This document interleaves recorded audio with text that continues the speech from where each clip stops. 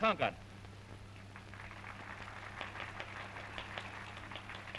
We spend our energies and our resources and the very lives of our sons and daughters because a band of gangsters in the community of nations declines to recognize the fundamentals of decent human conduct. It is no secret that at Quebec there was much talk of the post-war world. That discussion was doubtless duplicated simultaneously in dozens of nations and hundreds of cities and among millions of people. There is a longing in the air. It is not a longing to go back to what they call the good old days.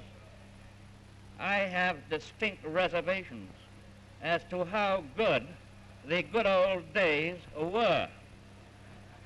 I would rather believe that we can achieve new and better days. Absolutely those who assert vociferously that the four freedoms and the Atlantic Charter are nonsense because they are unattainable. If those people had lived a century and a half ago, they would have sneered and said that the Declaration of Independence was utter piffle. If they had lived nearly 1,000 years ago, they would have laughed uproariously at the idea of Magna Carta. And if they had lived several thousand years ago, they would have derided Moses when he came from the mountains with the Ten Commandments. We concede that these great teachings are not perfectly lived up to today, but I would rather be a builder than a wrecker, hoping always that the structure of life is growing, not dying. May the distant future perhaps, but someday with certainty, all of them will remember with the Master, thou shalt love thy neighbor as thyself.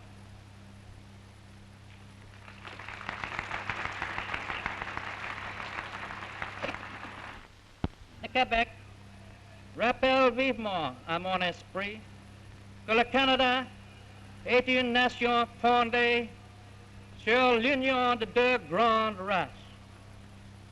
L'harmonie de leur association dans l'égalité peut servir d'exemple à l'humanité tout entière, un exemple partout dans le monde.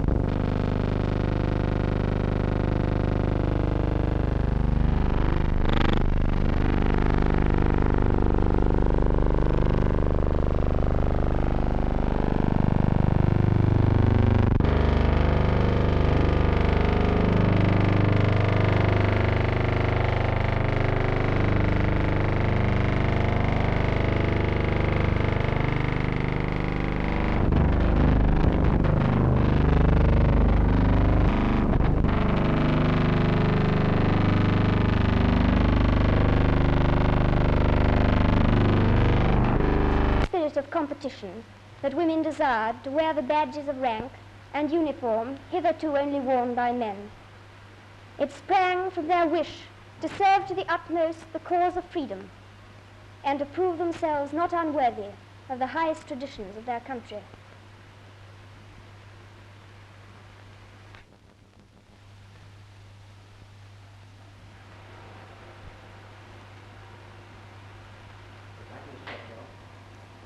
Je saisis l'occasion de saluer de Québec mes camarades des forces féminines du Canada et des États-Unis d'Amérique, aussi bien que toutes les autres femmes qui au champ et à l'usine aident les Nations Unies à remonter le chemin de la victoire.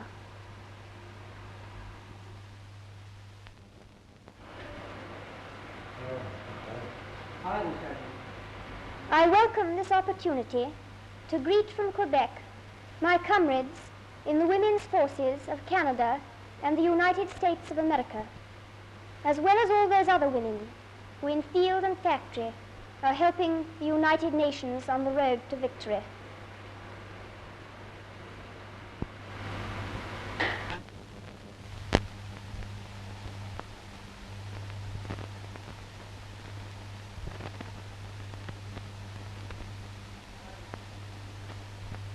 I welcome this opportunity to greet from Canada.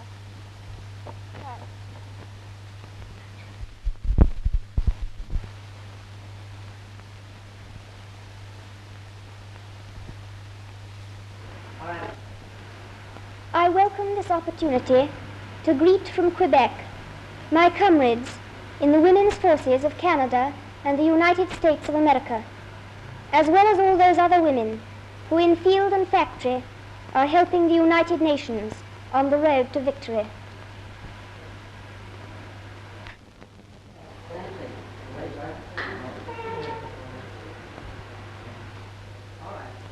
We have never seen before the mobilization of women on such a scale as is going on in so many parts of the world today.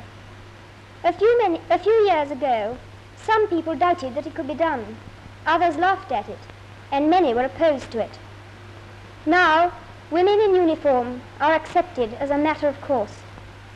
Nor are we only accepted. More than that, we are welcomed, we are needed. And we are proud and happy to feel that our uniform is a symbol of efficiency and discipline and loyal comradeship. It was